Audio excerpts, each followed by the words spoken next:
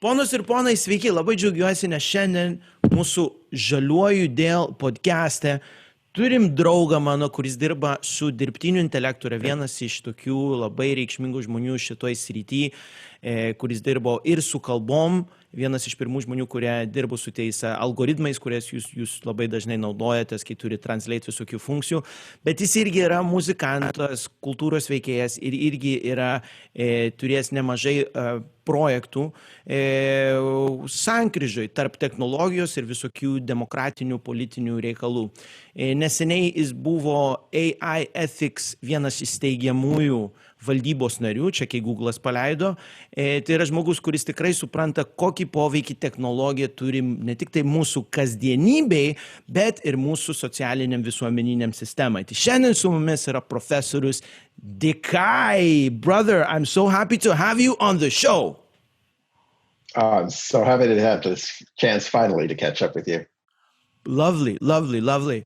So the theme we're touching on today is the possibilities of democracy, sustainable democracy with the help of technology, right? And so because this whole thing is oriented towards sustainable thinking and green politics, I've designed these little icons to kind of reflect the values or the directions we're kind of going in. So one of them is nonviolence.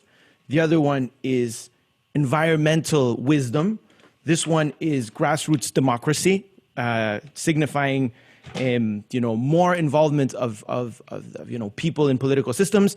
This one is for sustainable enterprise, and this one obviously is the heart, which has to do with social justice and being human within these political systems. And because technology is going to affect all of those aspects of democratic life, I've brought all of them up. So I'm happy that you're a smarter guy than me and you can actually illuminate me and the people involved in the show on where technology is taking us. So may I ask for some opening remarks?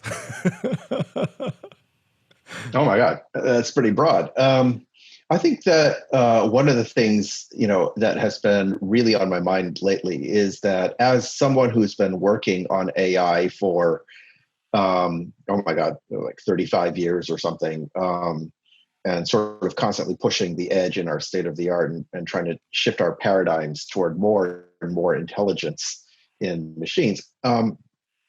What worries me is that even though we are still quite some distance scientifically from having a true intelligence in our machines, already we're witnessing catastrophic effects upon our societies, upon our, the levels of polarization in our societies, the levels of bias, the levels of misinformation. And it is tearing apart our democracies. It is tearing apart the assumptions, the underpinnings upon which we built a lot of our traditional institutions. And so those are some of the aspects that I'm working on, both from an AI research standpoint, like these problems are now being exponentially amplified by AI. Probably the only solution toward combating those dysfunctions is also going to have to use the exponential power of AI. So how would we do that? What kinds of tech do we need to do that? And then at the same time, looking at it from the ethical standpoint and the society standpoint. What are the mechanisms that we actually need to be looking at in terms of governments and regulatory agencies, in terms of big tech companies, and most importantly, in terms of the general population? And I think that's a conversation that we're not having enough when it comes to discussions about AI ethics and society, is that people are talking a lot about, what should government do? What should regulators do? People are talking a lot about, what should big tech companies do? They're doing it all wrong. But I think we need to remember that, especially when we are talking about democracy, especially when we're talking about grassroots democracy, along with that, with the rights and the privilege comes responsibility. And when we have a society, a population that is being driven heavily now by AI-powered social media, search engines, recommendations engines, and all of that kind of stuff, which are propagating very large amounts of misinformation and bias, that there is a new level of challenge, and there's also a new level of mass responsibility that we all need to step up to understand our role in this and how we have to behave, and how all these parties together, not only government and regulators, not only big tech companies, but also we ourselves, have to work together to combat these massive problems that humanity has never experienced. Man, it's so cool that we took this conversation in this direction, because one of the things that I encounter very frequently when I talk to friends which are futurists or, utopians, is they say that technology is as good as the hands of the people the technology is in. And so when you have a lot of power, you need a lot of morality and ethics to go with it, right? And so this is very interesting, because on the one hand, we're talking about technology which is actually empowering society. And so the question is, do you use that technology to gain a competitive advantage over your adversaries or to push an agenda? Or do you have to be slow and careful? Because, I mean, just think about it. When we're talking about technology companies, they're all about their bottom line. And even Facebook has been, completely designed to exploit our social relations just, to get their business model, for the sake of their business model. And so on. In a way, you can't blame them. They're just being competitive and exploiting the technology. Google has, one way or another, done the same. And then if you look at what's happened with democracy in Cambridge Analytica, we have a trend. So then how do we bring more conscientiousness when it comes to these technologies? Do we need like some kind of like nuclear non-proliferation thing going, or what has to happen? Absolutely. I think in a way you've put your finger on something that's very important. When we look at our societies today, when we look at, say, energy, electricity, or water, these are fundamental necessities for life today. Certainly water, and for many of us, electricity. And what we've done is we have gotten our governments and our international systems to sort of provide that for the people, right? It is critical. It is a critical role for government to provide clean water. It is critical for governments to ensure, whether it's nationalized or through regulated monopolies, electricity on an equal basis throughout society. Well, in democratic governance, clean information is the lifeblood of democracies. We cannot function if we don't have equally clean information as we have water and electricity and the rest of it. It's really a utilities and infrastructure. And so when we start talking about, for-profit companies, you mentioned Facebook, et cetera, many of these tech companies, I think that there are unintended consequences that we have not, as a society, had time to think through. And we've been treating them as traditional industries in competitive markets, where they're trying to get an advantage over the competitors, as you said. And this is happening both commercially within companies, domestically, but also geopolitically between countries and so forth. And the problem with that is that you're dealing with something that is just as important to modern society as water and electricity. And you can't take that approach and expect things to keep on functioning. There's a lot of rhetoric around this from the other side that is talking about the necessity of having, a marketplace of ideas, free market for ideas and all that stuff. That's, great, sure.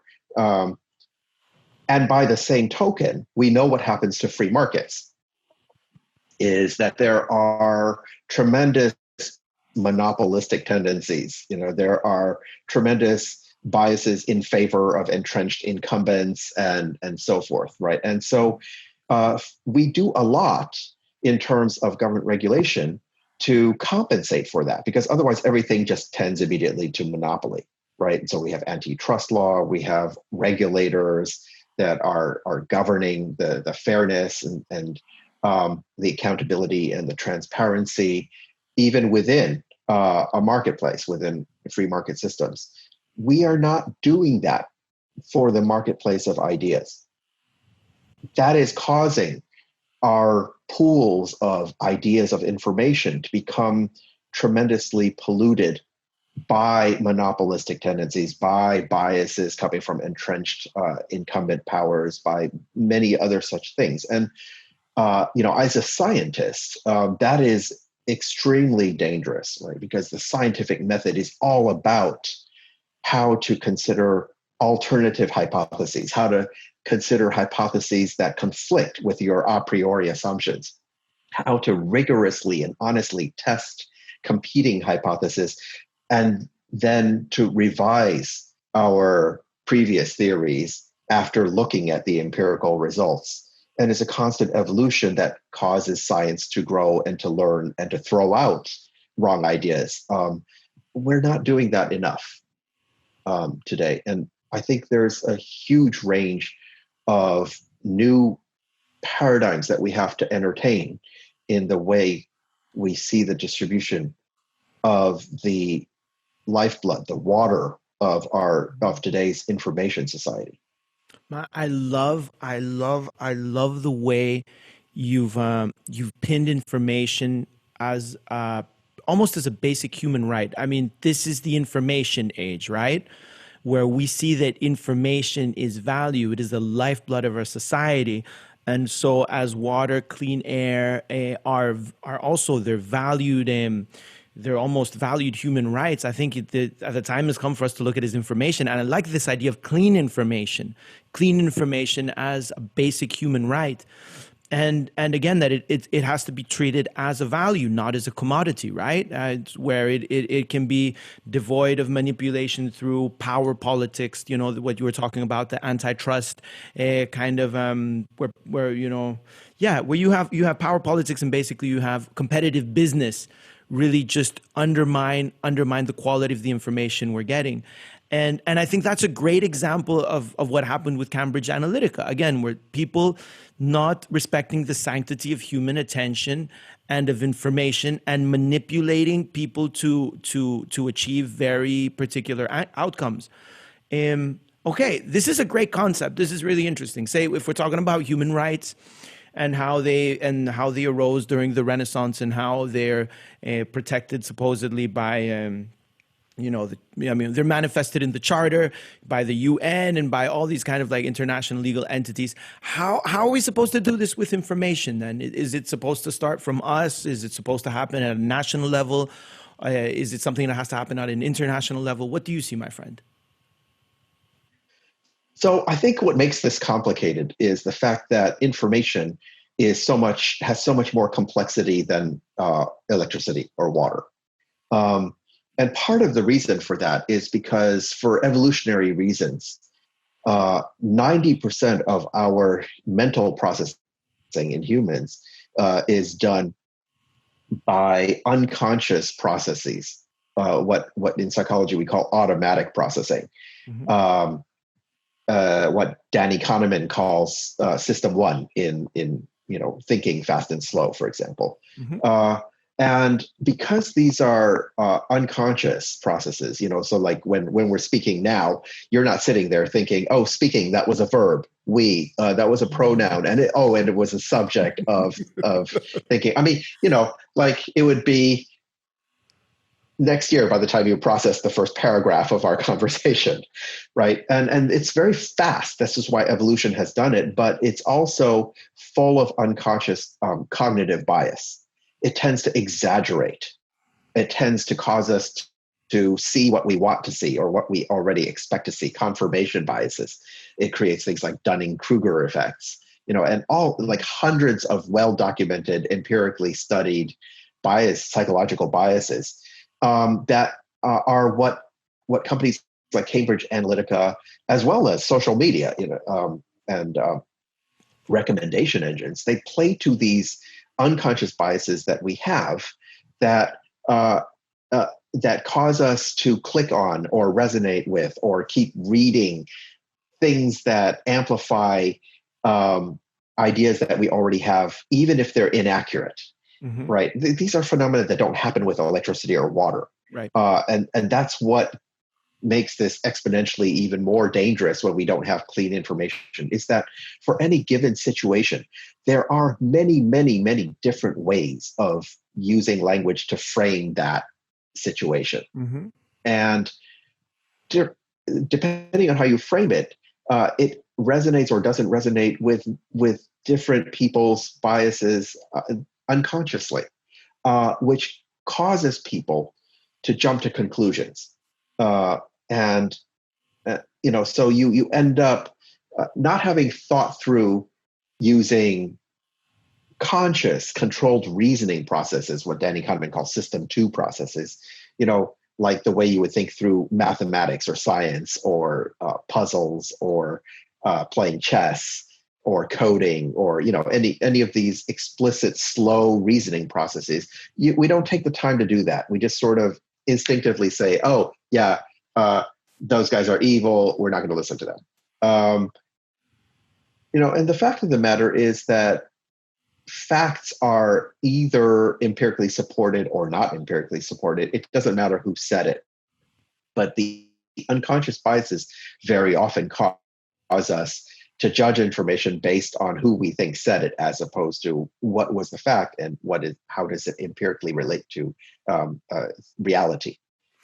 Yeah, but AI, doesn't care about commercial AI right now, doesn't care about that because it's being put in the service of pursuing profit.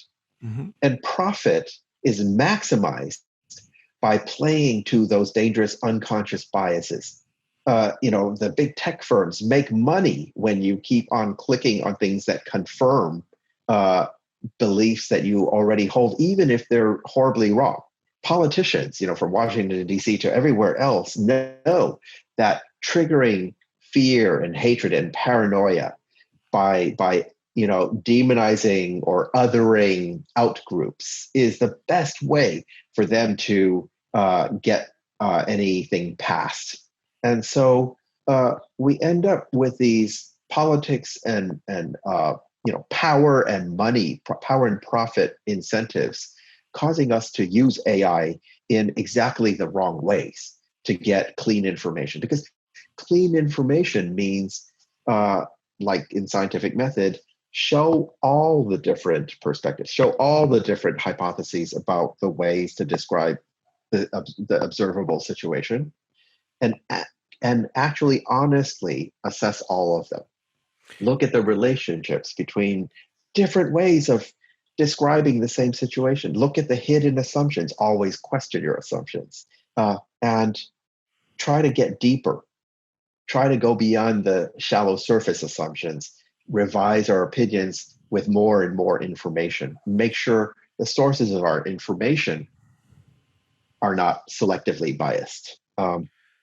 We don't have profit and power incentives right now that are driving us to do that. And that's absolutely critical to do. How do we reform our systems to incentivize that sort of healthy information flow?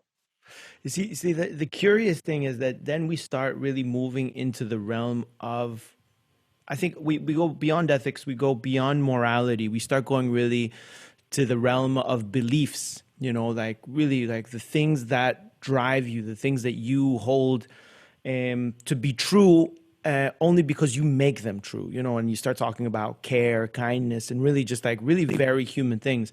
I remember Monica Bielskite, our friend, she was talking about the problem which arises when you have an exponential growth in technology and it's not matched by an exponential growth in conscientiousness, in human evolution. I've touched upon that thoroughly, and I think it's a very interesting thing where you really need to improve the fabric of what you are as a human being before you take the liberty of wielding these technologies. And so again, when we see, and I love how you mentioned that, when you have AI, powerful AI engines which are at the mercy of profit making, well, then you can't be surprised at the results.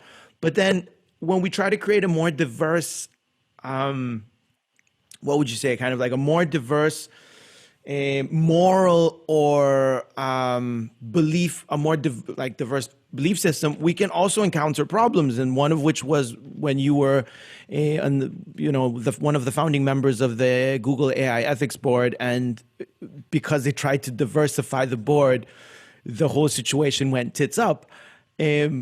Which also demonstrates how difficult it is, like when you bring in the human element into these things. So do you think that there's some kind of form where you, or at least let me ask the question like this. What do you think the framework for objectivity or for like moral or belief cleanliness should be in that case? Again, I think the scientific method is the best thing that we have developed to deal with these sorts of things. And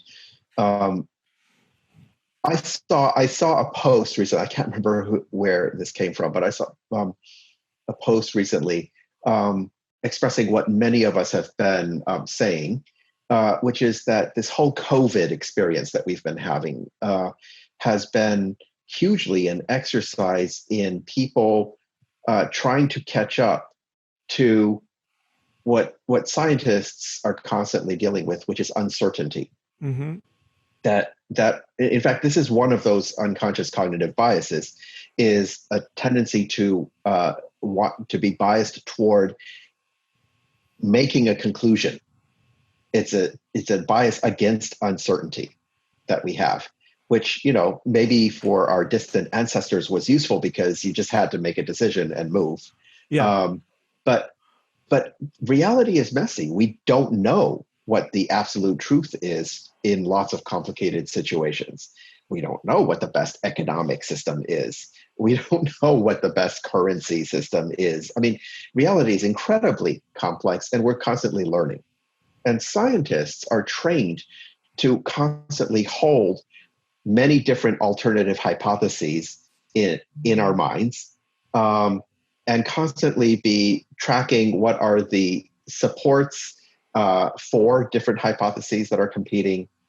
What are the pieces of evidence that detract from those hypotheses, and what are the experiments that would test that? What is the logic that supports them?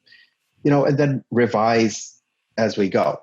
And so, clean information for scientists is to be holding an enormous range of diverse perspectives without committing to one of them, to be able to talk about things non-judgmentally until you have the evidence, and to maintain logical consistency to fill in all of those cracks. And then in the end, when you run more and more experiments and collect more data, you build certainty on some of the hypotheses more than others. And this is what we've seen happening with COVID. We still don't know tons of questions about COVID, what the answers are. And you constantly see people criticizing, whether it's the WHO or criticizing, this or that national health leader for having said the wrong thing 4 months ago, because people have a hard time wrapping their minds around the fact that there is uncertainty. And all we can tell you at any given point is, here are the hypotheses, here are pieces of evidence in support of those, here are those against. There's a 67% likelihood of that being true, and only a 30% likelihood of this. That's how we work. And I think, to answer your question, we as a population in the age of AI and machine learning, which is entirely statistic driven, we need to advance science education to where the general population becomes more comfortable understanding that, so that we can deal with the diverse viewpoints and update our beliefs in a rational way over time, instead of jumping to conclusions in very dangerous ways. And science education, when people talk about it now, I think far too often it focuses on the wrong thing. To too many people, science education means make the kids memorize this theory in physics and this theory in biology. Make the kids memorize this taxonomy of biological genuses and families and so forth, instead of teaching the scientific method, how to think scientifically. Right? I remember, at least, I don't know about you, I remember in school, my education, I think we were only ever taught, here are the rules for the scientific method, and now you're going to practice it by running this little miniature chemistry experiment. And we're going to force you to write down a hypothesis, and then we're going to force you to write down your observations, and we're going to force you to write down an experiment and your method and the results, and then your revised hypothesis. And everybody already knew what the experiment was going to produce. Yeah. So everybody's doing this mechanically, and you do that once or maybe twice if you're lucky in your entire schooling, and that's it. Most people have never really run the scientific method in their lives over and over on a daily basis. But that is really important. Now what's encouraging is that kind of thinking is beginning to appear in other forms. So like, for example, design thinking, a recent buzzword. It's actually very much scientific method applied in more humanistic environments, because people were beginning to realize we really haven't got this, kind of iterative, don't jump to the conclusion and stop. You have to keep on experimenting and iterating and observing and updating your opinions, right? I think we really need to update our idea of science education in the AI era to push from our kids onwards, all the way through our population, constantly thinking in this way, constantly working against our tendency to jump to conclusions prematurely, especially when it's just on the basis of unconscious cognitive biases like confirmation biases, or in-group, out-group based biases. But that's the curious thing, is that science and reason will only take us so far. If you don't have some kind of deeper emotional, or again, I don't want to call it moral training or something, I think it's very difficult to know where you want to take those skills. I mean, I do believe that science in a way is positivist, where you kind of know, like you mentioned when you're in school, and you kind of know where the experiment is going to lead you. That's why you have a hypothesis. You're kind of driven by either a result you want to test out or by a hunch, you're driven by intuition. And at least I'm very much of the thinking that the scientific method has emasculated us from our connection to something higher.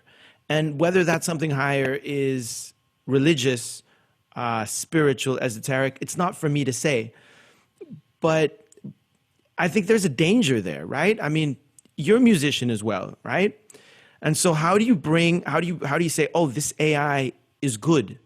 This tool is beneficial. How do you start exploring that realm if you're not emotionally conscientious, spiritually conscientious, and kind of like more in tune with the harmony of the world and the beauty of the world, which are very ephemeral concepts.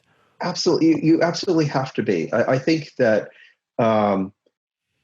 there's out there a lot of times, I think, too much of a the word I'm looking for. It's not exactly a dichotomy. I mean, people have to realize that scientific method and ethics and values are not mutually exclusive. They have to reinforce each other.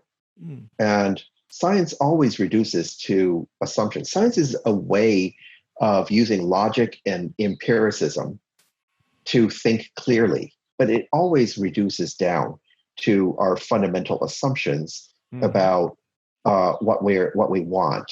So what are we trying to achieve? And those are going to have to emerge from our values and our sense of ethics and so forth. And so in my AI ethics work, one of the things that I've been pointing out is that we too much today have gravitated toward only one of the three main schools of ethics, which is what philosophers call deontological ethics, which is rule-based ethics. And so, casually, if you're on the street talking about ethics, people just assume you're talking about, oh, what are your ethical rules that you obey?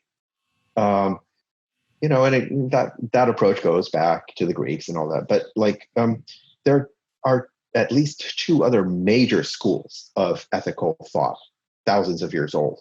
And one is consequentialist ethics, which asks, what are the consequences of your decisions? The ethical thing to do is to understand what the consequences are so that you don't create bad consequences, right? So if you mechanically follow some rules and you end up killing 1 billion people because of that, under consequentialist ethics, that is not ethical, right? If you could have predicted it, if you thought about it, right?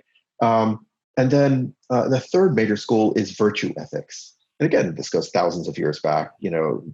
Aristotle on the Western side, Confucius, Buddhism, Hinduism, so forth on the notion of paramitas in Hinduism, for example, or in Taoism.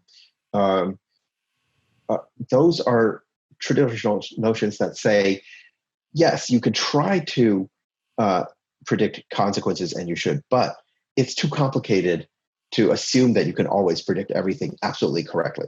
Very arrogant. And so on top of that, on top of trying your best to do that, all of us should individually also be locally learning to try to do the right thing. Each individual, each unit of our population also has to try to be as virtuous as possible. And that has an amazing resonance to AI and machine learning, because that is exactly how machine learning works. And it's how your brain works. Your brain is zillions of neurons.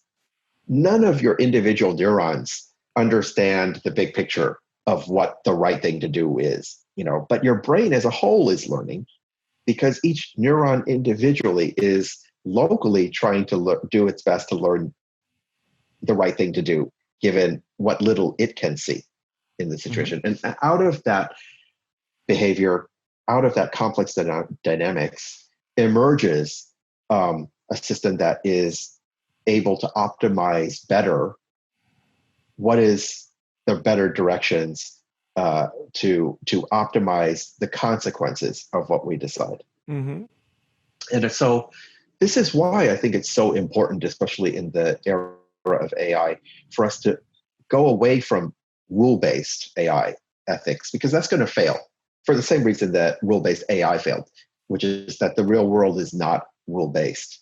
Right? If you've ever read Isaac Asimov's I, Robot stories, they're really fun, because he's got dozens and dozens and dozens of stories, all based on how even when you have 3 laws of ethics, 3 rules of ethics, they're constantly contradicting each other. So, if you've got hundreds of rules, they're going to contradict each other nonstop in any messy real world situation. So AIs are really good at finding loopholes. And if we just stick to rule-based AI ethics, we're going to be in big trouble. We need to look at consequentialist AI ethics, do our absolute best to predict the unintended consequences, which we're already painfully experiencing today. And then on top of that, we need to move back to the most traditional types of ethics, which are those virtue ethics, where instead of just all of us doing nothing but following the letter of the law, the rules, each individual has to be attempting to be virtuous, to account for all those things the rules don't take care of, to account for all those things we can't predict the consequences of. I love this. I love this thing you're saying. I mean, especially because the whole rule-based experience, living experience, is very much theoretical. It's very scholastic, legalistic, but it's not analog. It's not the way things really work. If we look at the political realm as well, it tends to be very rule-based, right? Completely. Though, and a lot of the ways we affect reality is through writing laws. You may do this, you cannot do that. And I come back to this one saying, which I really love. I mean, it's a bit disruptive. It's a little bit controversial, but it says that laws are for the fool to abide and the wise man to consider. Have you heard this one before?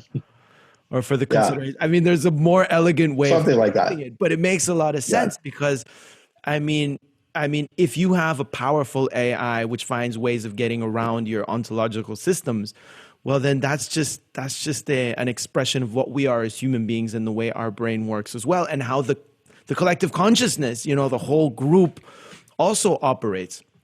This is really deep stuff right here we're talking about. It really requires a whole different way of a shift in the way that we regulate our ourselves as humans and our human systems as well. That's super interesting, and us learning from AI. So look, we've spoken about how we need clean information and how that's super important, right? If we want a democracy to thrive in the future. We've spoken about more conscientiousness, stronger values, which are necessary because both human beings as individuals will have more power,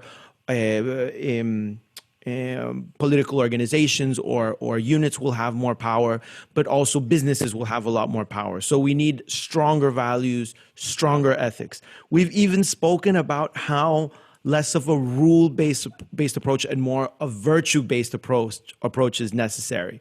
So we've touched on a lot of really interesting things.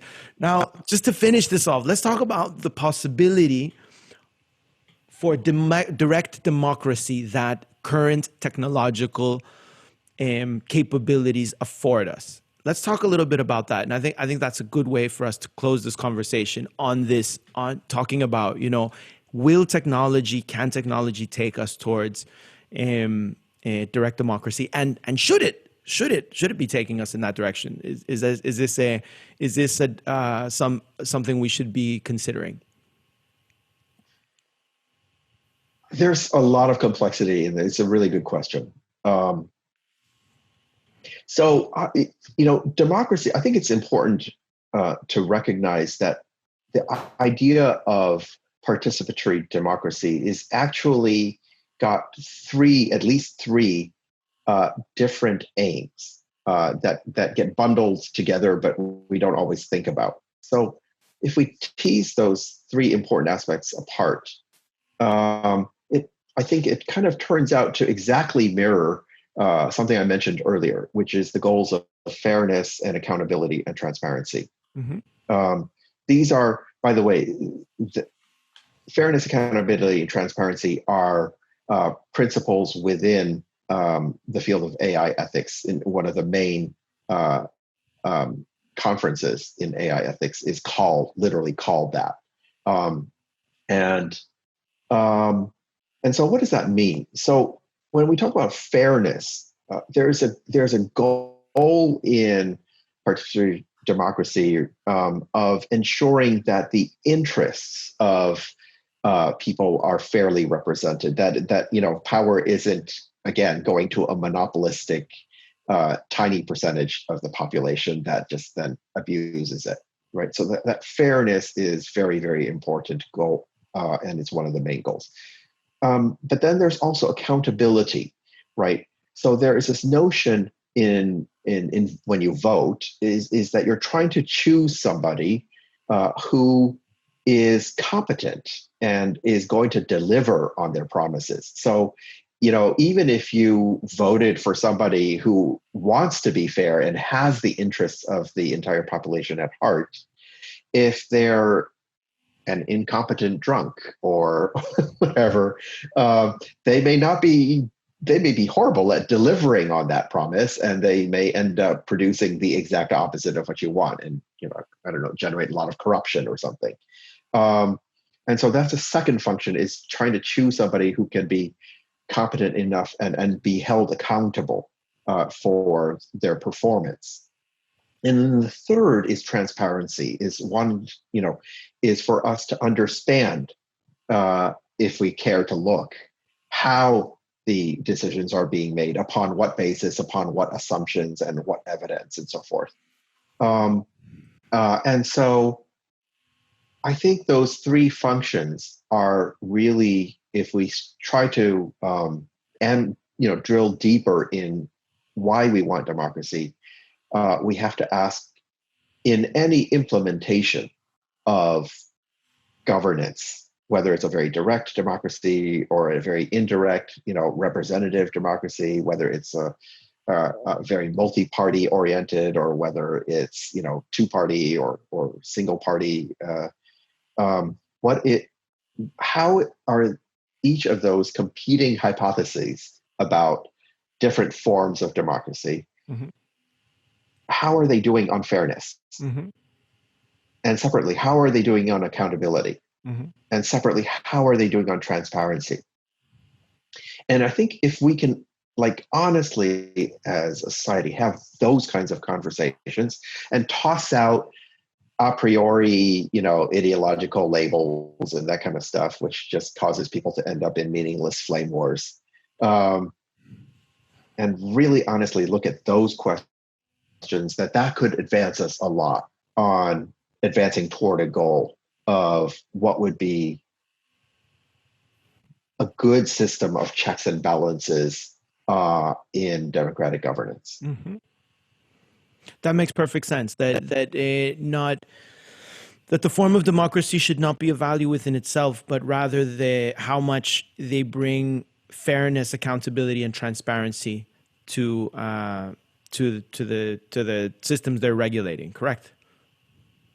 Yeah, because if we don't do that, then again, any particular implementation of democracy becomes vulnerable to the same dynamics, the gaming of the systems that we were talking about earlier. Using AI-powered, Cambridge Analytica type stuff to say, if you have some sort of direct democracy. So in the U.S., it's almost direct that the population elects the president, the head of state, mm-hmm. which is quite unusual in Europe.